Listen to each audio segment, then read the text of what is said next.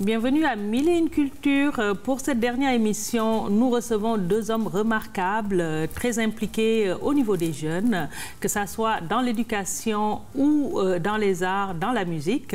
En première partie, nous avons Edouard Stako, président du Sommet économique des jeunes noirs, président aussi du Fonds 1804, donc très impliqué auprès des jeunes de la grande région de Montréal. En deuxième partie, nous allons avoir Alain Trudel, chef de l'Orchestre symphonique de Laval. Donc, toute une émission pour clôturer l'année en beauté. Je commence avec Edouard Stako. Bonjour, Edouard. Bonjour, bonjour, ça va bien? Bonjour à nos téléspectateurs et téléspectatrices. Voilà, ça fait plaisir de vous recevoir. Oui. Alors, je parlais de votre implication au niveau des jeunes, beaucoup au niveau de l'enseignement aussi. Je pense que ça doit être parce que vous êtes issu d'une famille d'enseignants. Écoutez, je vois que vous êtes pas mal bien renseigné. Oui, je suis issu d'une famille d'enseignants. Ma mère était enseignante et mon père était directeur d'école et enseignant avant ça. Donc, disons, les bulletins, les devoirs, les corrections, ça a un peu habité mon enfance. Voilà. Oui. Puis la recherche de l'excellence, puis aussi la formation qui est importante chez les jeunes pour vous. Absolument. Et aujourd'hui, on se parle, puis ça me donne... Je pense à mon père, malheureusement, qui est plus avec nous aujourd'hui, mais c'est quelqu'un qui croyait que vraiment l'éducation devait être le plus accessible. Parce que comme je suis né en Haïti, vous savez, en Haïti, il y avait des problèmes d'accessibilité. C'est quelqu'un qui croyait à l'excellence en éducation, mais aussi à l'accessibilité en éducation. Quelqu'un qui travaillait après 16 heures pour avoir l'alphabétisation le soir pour être sûr que c'était plus accessible dans ces écoles. D'accord. Et vous avez hérité de cette implication parce que j'ai su que c'est très, très jeune, en Haïti même, que vous avez commencé cette implication à aider pour que ça soit accessible et à vous impliquer au niveau de votre milieu de vie, ce qui vous a valu d'ailleurs de devoir venir au Québec à un certain moment. Absolument, mais écoutez, oui, c'est très jeune, j'ai commencé l'implication. Et quand on commence quelque chose très jeune, c'est pas par une réflexion de je veux m'impliquer. C'est plutôt par... Il y avait une situation, je me rappelle toujours de cette initiative-là, où nous, l'Écaille, c'est une baie, donc il y a la mer partout. Et comme il y a la mer partout, mais c'était pas toujours valorisé. Les gens jetaient des déchets pas loin. Et un jour, avec un groupe d'amis, dans un contexte, on a dit pourquoi pas entamer le nettoyage. D'accord. Au lieu de fêter par une soirée, fêter par une soirée un championnat de football. C'est ça, vous avez gagné. On a gagné les fameux championnats de quartier. Le football mène à tout. Mais ce soir-là, la fête se passait dans un endroit où c'était tout près. Et ça m'a sauté aux yeux pendant qu'on était content de voir qu'on pouvait faire quelque chose. Ça va amener à une implication qui est souvent comme vous et moi, on le fait. On se lève pas un matin, on dit on veut s'impliquer.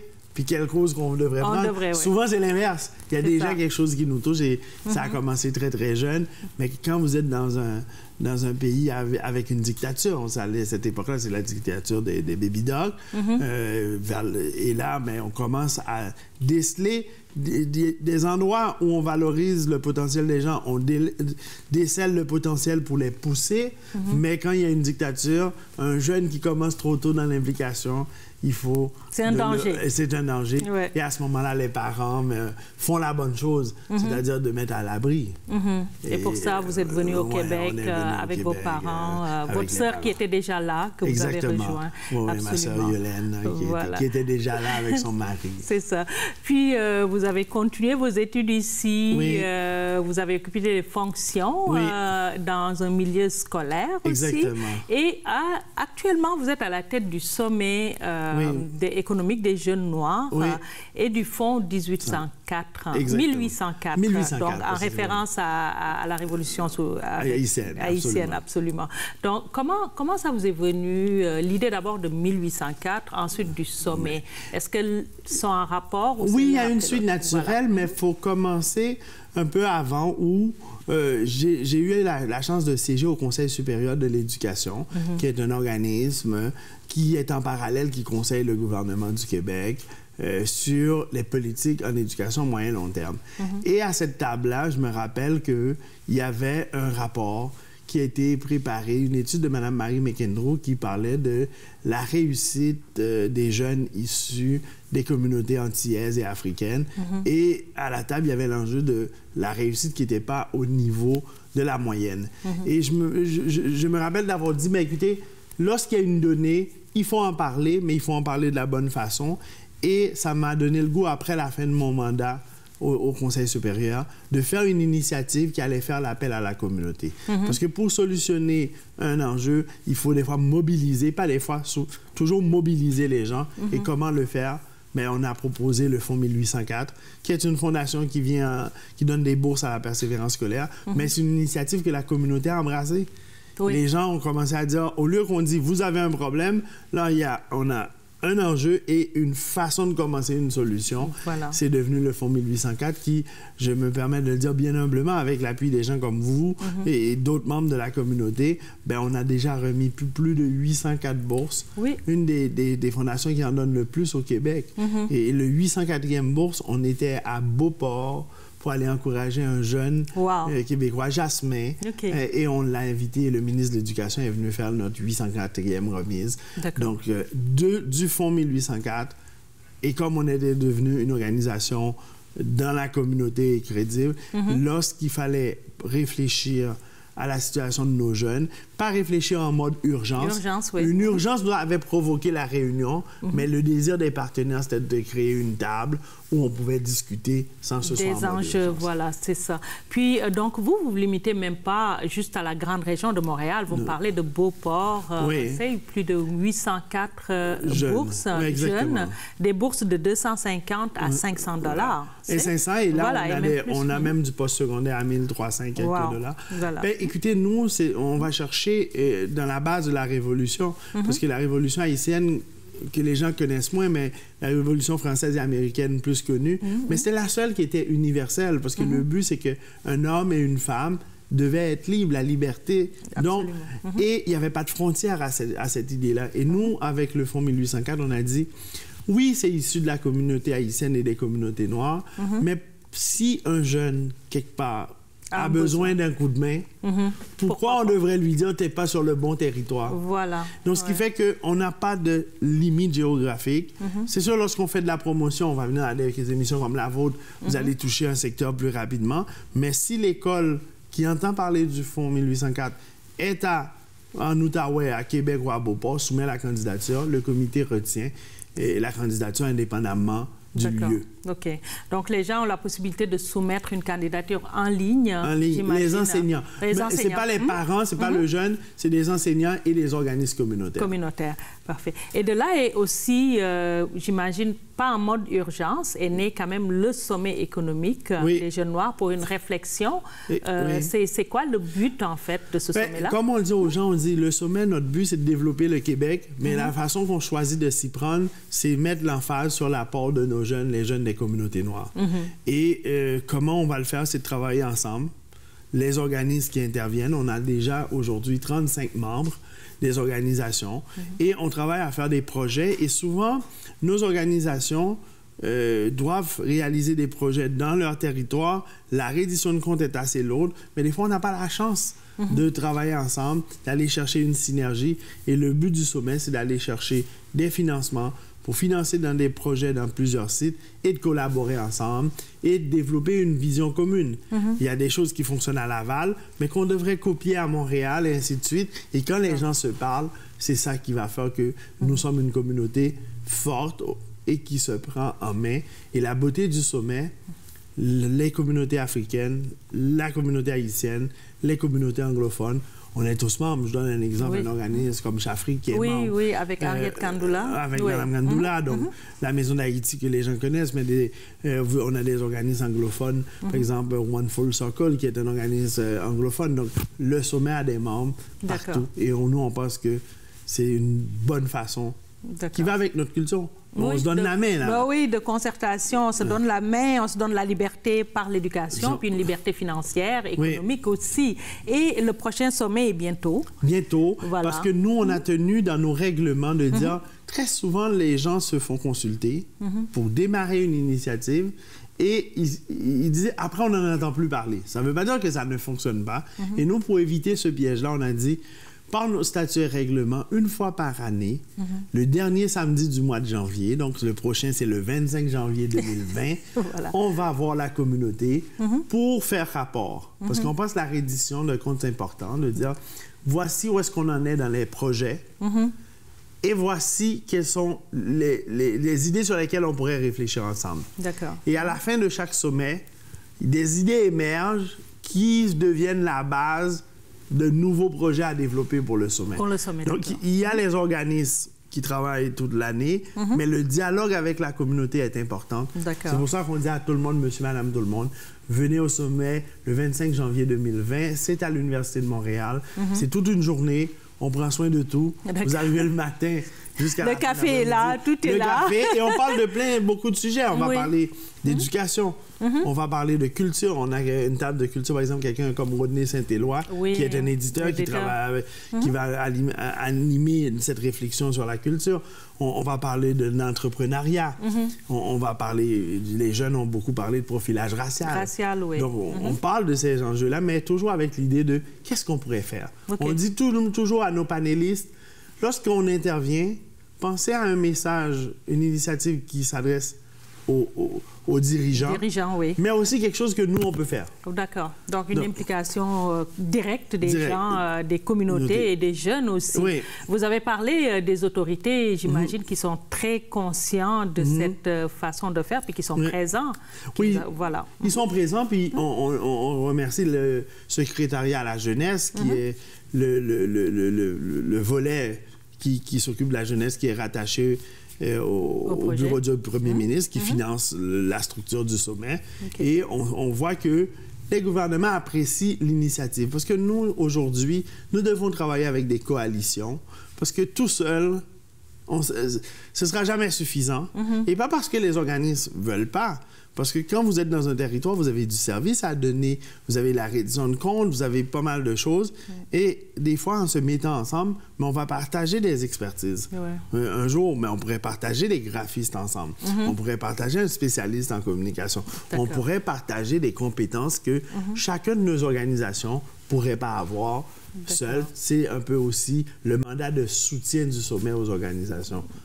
L'idée d'aller plus loin ensemble au lieu d'aller seul puis de se planter des fois, ce qui arrive assez souvent. Et pour finir, M. Stacco, est-ce qu'il y a une innovation majeure, quelque chose qu'il faut attendre de ce sommet-là? Oui. Celui de 2020? De 2020, une des choses que je suis très content, c'est qu'en 2019, les gens ont demandé pourquoi on n'aurait pas un outil comme un observatoire. Il y a souvent des données qui vont sortir des études, mais ça vient souvent des médias et puis on doit réagir. Mais grâce à un partenariat avec la Fondation Chagnon, on va annoncer en 2020 que notre observatoire démarre. On travaille sur la conceptualisation.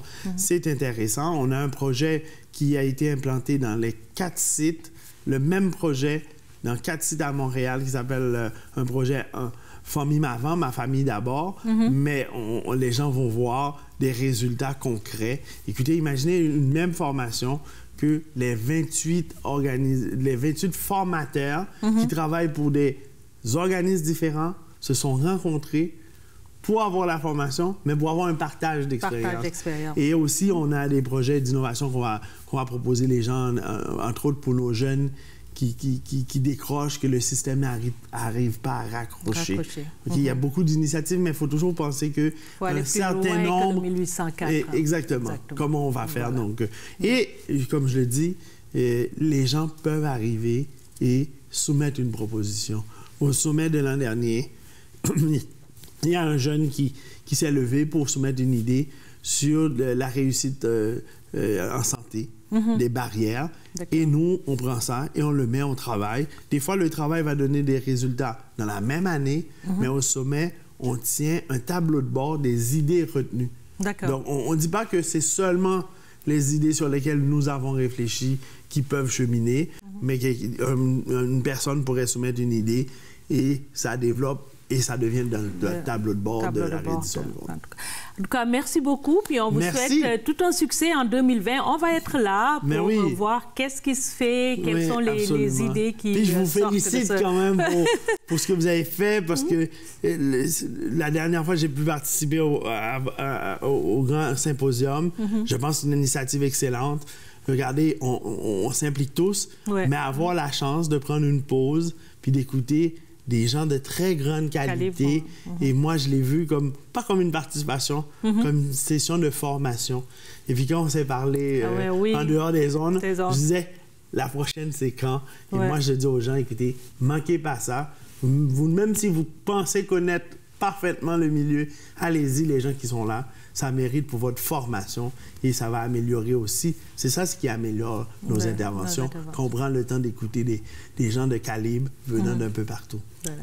Merci, M. Stako. Merci beaucoup. Voilà. Nous allons maintenant céder la place à notre chroniqueuse culture, tendance et mode, Myriam Matondo. Myriam, on dit quoi? Aujourd'hui, je vous propose une chronique toute familiale. Si le temps des fêtes pour vous rime avec moments passés en famille et tradition, le spectacle Noël, une tradition en chanson est de retour et saura vous réconcilier avec les traditions musicales québécoises à travers les voix de 7 artistes. Ce sera à la salle André Mathieu le 23 décembre à 15h et à 20h. Ce spectacle fait partie d'une sélection promotionnelle des spectacles de musique, d'humour, de théâtre ou encore d'illusion, vous permettant de bénéficier de tarifs spéciaux dans le cadre du 40e anniversaire du promoteur culturel Commotion. Une belle occasion pour faire le plein de culture. Pour l'achat des billets et la liste des spectacles sélectionnés, commotion.ca. Pour le plaisir des petits et des grands, l'incontournable des spectacles de Noël est sans doute celui de Nicolas Noël. Les livres des enfants du monde sera de nouveau à l'affiche de la salle André Mathieu le 22 décembre à 15h.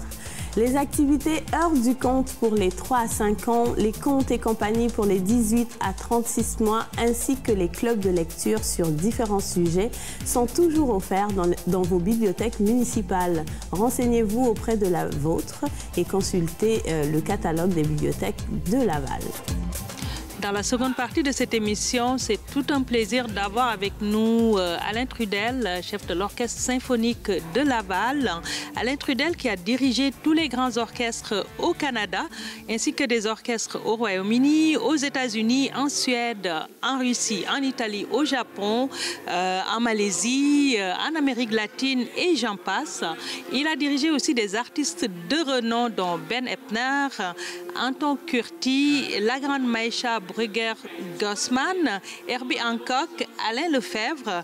Il est aujourd'hui directeur artistique de l'Orchestre symphonique de Laval et premier chef invité de l'Orchestre symphonique d'Ottawa aussi, M. Trudel. Vous êtes aussi à la tête du Toledo Symphony des États-Unis. Oui. Bonjour, M. Trudel. Bonjour, bonjour. Voilà. Tout un CV, hein, c'est ça. Puis vous avez commencé très jeune, à 18 ans, je pense. Mais pas la direction d'orchestre. Mais moi, je suis tromboniste de formation. J'ai commencé à jouer dans un groupe de cuivre, dans un brass band, un groupe de cuivre, qui s'appelait, parce que ça n'existe plus malheureusement, les Rythmiques de Montréal. Je viens de ce qu'on appelle maintenant le plateau, mais qui n'était pas le plateau à l'époque. C'était seulement un quartier ouvrier. Puis, il y avait justement un groupe pour les jeunes, pour les jeunes adolescents qui voulaient apprendre la musique, qui n'avaient pas vraiment les moyens pour avoir des cours privés. Donc, on allait là, puis 3 fois par semaine, on avait des répétitions, puis on faisait des parades, on jouait dans des bingos, on jouait un peu partout, oui. On ramassait, on vendait du chocolat, on faisait toutes sortes de choses. Puis après ça, là, on faisait des petites tournées, des voyages, des concerts. Donc, de fil en aiguille, je suis allé au conservatoire. Puis après ça, je me suis retrouvé à jouer un peu partout. J'ai joué comme tromboniste à l'Orchestre symphonique de Montréal, pas à temps plein, mais il y avait une audition internationale. Puis comme j'ai fait les finales, puis là, j'étais assez jeune, là, j'avais 17 ans. Puis là, j'ai fait 2 ans, on jouait à chaque 2 semaines dans l'orchestre. Donc, c'était super. Moi, c'est une très belle expérience. J'ai pu voir les chefs d'orchestre travailler. Puis, mais j'ai commencé à diriger les premières fois à mon école secondaire. J'allais à Joseph-François Perroux, puis mon mentor, qui était le chef d'orchestre là-bas, M. Raymond Grignet, moi, j'avais toujours la partition parce que je voulais être compositeur, mais j'étais gêné de dire que je voulais être compositeur parce que c'est vraiment quelque chose de très haut. Ben oui. Puis il me dit, t'as la partition, veux-tu diriger? Puis au lieu de dire, non, j'aimerais ça composer, je dis, OK. Puis là, vous êtes devenu chef d'orchestre. C'est comme ça que j'ai commencé. À 15 ans, je faisais 10 minutes là, 5 minutes là, mais toutes les semaines, il m'en faisait faire un petit peu. Fait que parallèlement avec le trombone, j'ai fait ça, mais c'est pas les deux de front tout le temps. Puis à l'âge de 30 ans, j'ai commencé à changer la trajectoire de carrière, mais j'ai amassé beaucoup de répertoire. Puis j'étais répétiteur pour les orchestres de tournée des conservatoires. Je faisais une fois de temps en temps un orchestre, là, je dirigeais un peu à gauche et à droite, mais comme directeur artistique, comme vraiment, tu sais, les premiers endroits où je suis allé à Windsor, je suis allé à Victoria, en Colombie-Britannique, où j'étais finaliste pour les postes de directeur artistique. Là, c'est dans ma trentaine. C'est au début de la trentaine. Puis là, de fil en aiguille... Vous êtes devenu... Ben, c'est ça. Donc, on parle de la trentaine. Ouais. Et comment devient-on chef d'orchestre? Est-ce que c'est une formation? Est-ce que c'est la pratique? Et qu'est-ce que ça fait, un chef d'orchestre symphonique? Bien, on se demande ça. Hein? C'est quoi que ça fait, un chef d'orchestre? Ça bouge les bras, puis il y a quelque chose qui se passe. T'sais. Ça pourrait marcher tout seul. Hein? Mais moi, l'analogie que j'aime faire, c'est... mettons qu'on a une équipe sportive. OK? Tout le monde connaît le hockey, hein? En tout cas au Québec. Puis, dans l'équipe, tous les joueurs sont super. Comme dans l'orchestre, tous les joueurs sont extraordinaires. On a des capitaines, on a des assistants. Le capitaine a le violon solo. C'est le capitaine de l'orchestre. Le chef, c'est comme l'entraîneur. Donc, l'important, c'est de préparer l'équipe, que tout le monde sache exactement ce qu'ils ont à faire. Après ça, on peut laisser le libre cours à la fantaisie au concert un petit peu, tu sais, mais quand tout est répété, tous les gens sont à l'aise, savent exactement ce qu'ils ont à faire. Après ça, les gens se sentent libres d'apporter leur contribution. Parce que, tu sais, ce que les gens veulent entendre, c'est comment bien sonne le corps, la clarinette, là, au bois, comment les gens jouent ensemble, la virtuosité des cordes, la chaleur du son. Mais ça, on a tout répété ça là, dans les répétitions. Fait que moi, mon travail, le travail de recherche, travail de répétition, travail d'être organisé, ça prend beaucoup d'expérience, ça prend beaucoup de préparation. Vraiment, il faut savoir toutes les partitions de tout le monde, il faut pouvoir chanter toutes les partitions. Il faut en jouer le plus possible, il faut connaître le fonctionnement des divers instruments, même si on n'en joue pas là, nécessairement, mais il faut savoir une clarinette, il y a un registre, puis il y a un registre chalumeau, il y a un registre plus grand, il y a un registre entre deux qui sonne un petit peu pour l'intonation qui est différente. Tu sais, ce genre de truc-là, comme ça, on sait exactement où les musiciens se trouvent dans leur façon de jouer. Donc, on est là pour aider. Voilà. Puis quand il y a en plus un soprano, un ténor ou un baryton, là, ça devient encore une autre chose, parce que j'imagine que vous servez un peu de jonction entre les musiciens et les voix. Mais en fait, avec l'opéra, c'est là que le chef d'orchestre est devenu vraiment un métier. Parce qu'il y a des gens sur scène, il y a des chanteurs sur scène qui n'entendent pas beaucoup l'orchestre. Il y a l'orchestre qui n'entend pas les chanteurs parce qu'il y a un mur par-dessus généralement. C'est sûr que dans un gala, on est tous au même étage, là. Mais ça prend quelqu'un pour coordonner tout ça. Donc, le métier de chef d'orchestre est devenu vraiment quelque chose d'utile avec l'opéra. D'ailleurs, moi, c'est ce que je préfère faire. Les gens pensent souvent que chef d'orchestre symphonique, philharmonique, orchestre de chambre, c'est différent. Est-ce qu'il y a vraiment une différence là-dedans? Philharmonique, symphonique, pas vraiment. Là, mais il y a des gens qui disent que philharmonique, ça va avec philanthropie ou quelque chose. Mais en fait, si on pousse des recherches, là, orchestre philharmonique, orchestre symphonique, c'est deux formes de grand orchestre. Là, on parle des orchestres comme on est ici là, en ce moment. Là. Un orchestre avec tous les instruments.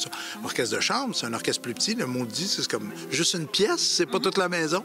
Donc, dont la musique de chambre. Là, quand on parle de ça, c'est de la musique avec... Ça peut aller de 3 instruments. Ça, c'est pas un orchestre, mais de la musique de chambre. Mais généralement, un orchestre de chambre a à peu près de 15 à 20, 25 musiciens dedans. Ça prend pas toujours un chef d'orchestre, comme ici, quand on a fait les saisons, là, dernièrement, les saisons de Vivaldi.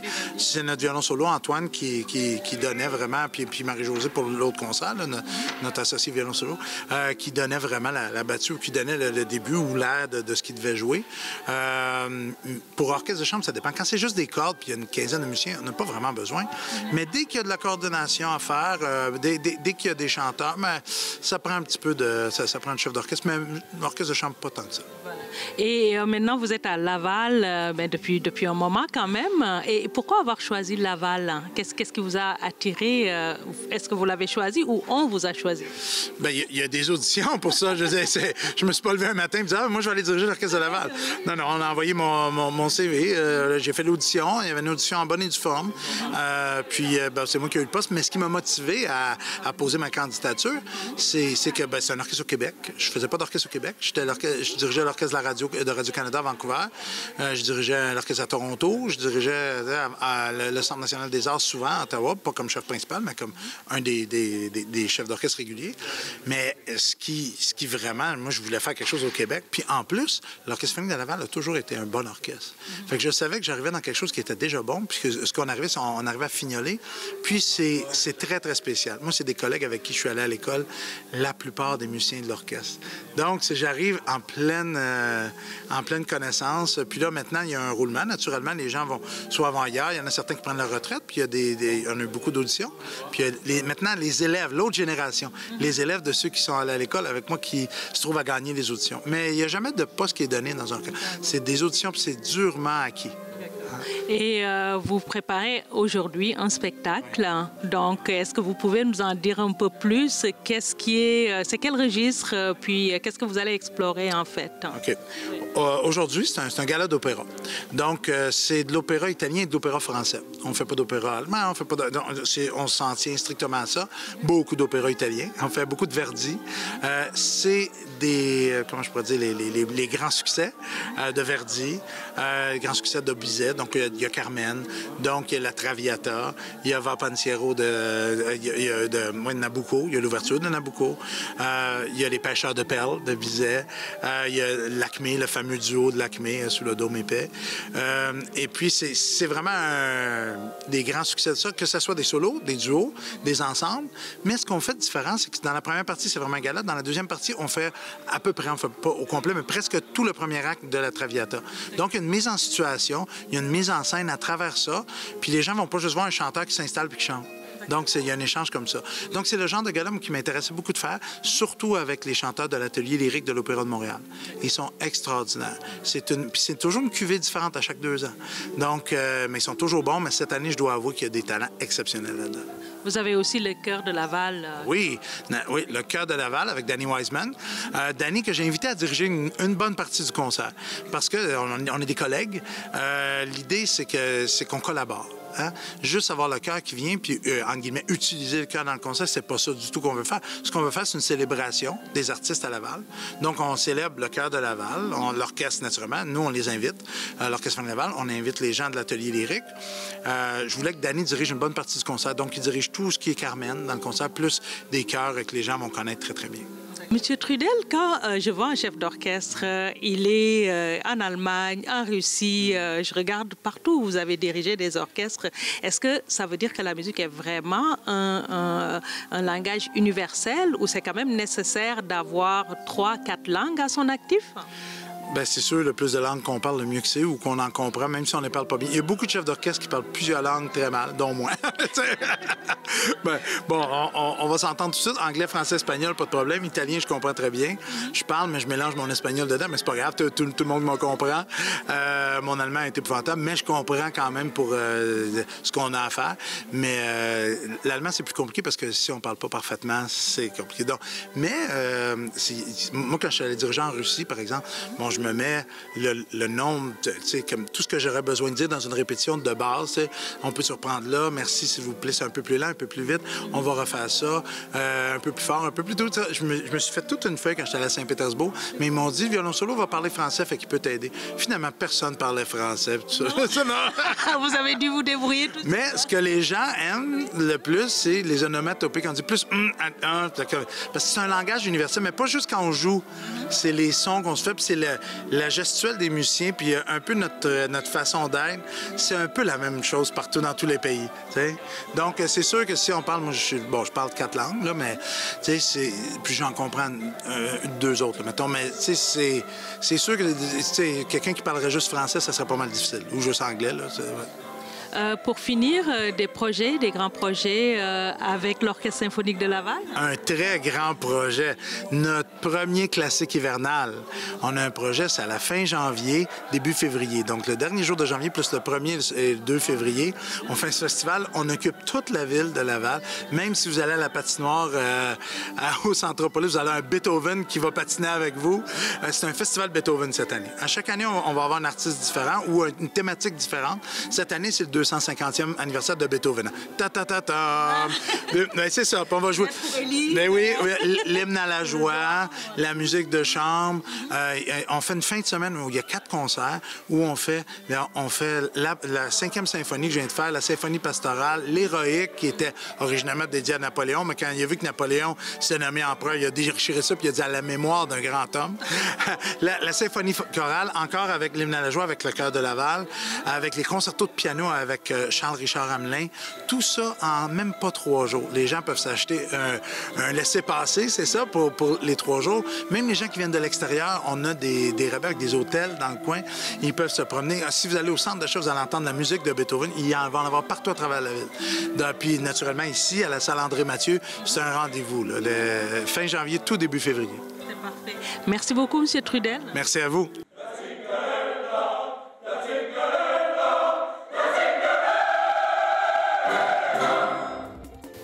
Voilà, on clôture cette saison en beauté avec l'Orchestre symphonique de Laval. Donc, c'est ce qui termine notre saison d'automne. On arrive au temps des fêtes. On vous souhaite un joyeux temps des fêtes en famille. Consommation raisonnable sur les routes aussi. Puis, on vous dit à la saison prochaine.